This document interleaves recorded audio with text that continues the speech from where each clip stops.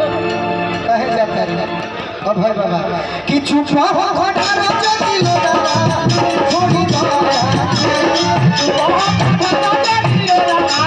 छोड़ी दो चुप हो घटा रोज दिलो दादा छोड़ी दो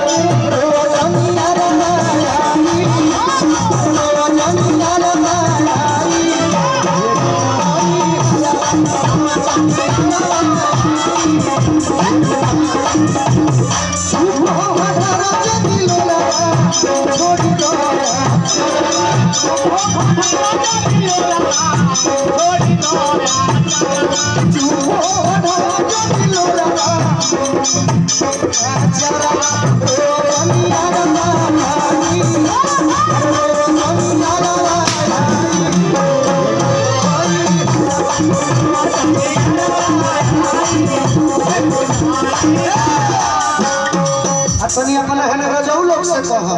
है रजाऊ लोग बैठल बारे तनी है धक ए तू धर धर तनी मजा लेवे दोसे है कौन लहरिया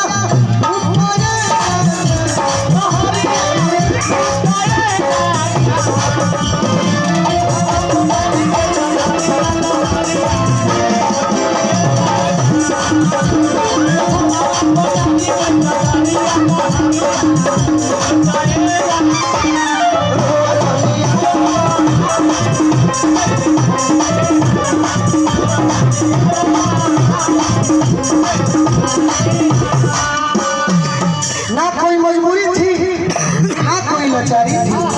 चुनू बाबा कौन सुनो हाँ चुनू तिवारी याद हो गए ना कोई मजबूरी थी ना कोई लाचारी थी मेरे भाई को मोहब्बत की पैदाइशी से मैं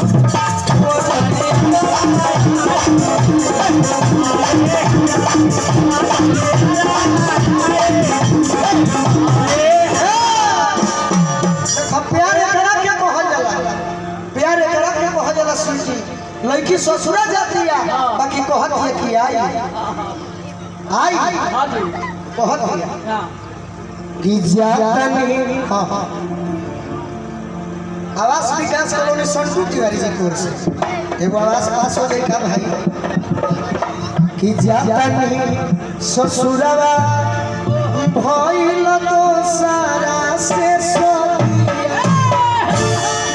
लड़की कहत है ये प्रेम है ये करे के प्रेम कह जाला कि जजनी ससुरवा भइल सारा से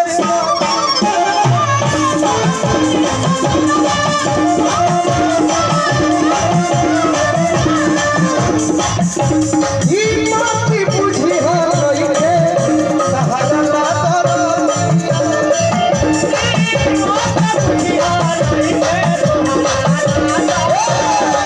धरती हमारा टूना भैया के देखो कोई बहुत दीवाना हो जाले कल दोसर कोई के नाम दिल पे होई एबे से तहार दिए कि जातनी वाह ऐसा दीवाना हम पहला बार देखत कुछो ना मिली तो होई मिली कि जातनी ससुरवा होई अरे दोसरा से सदिया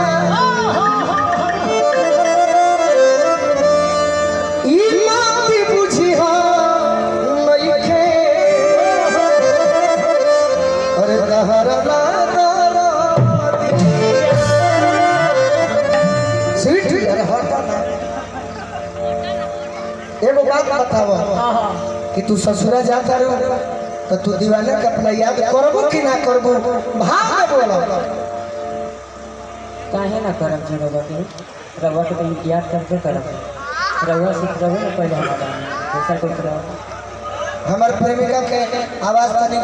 बियाह में गाना गावे से फंस गइल बा माफ करब सब काहे ना याद करो रवा के भुलाई कि तोहरे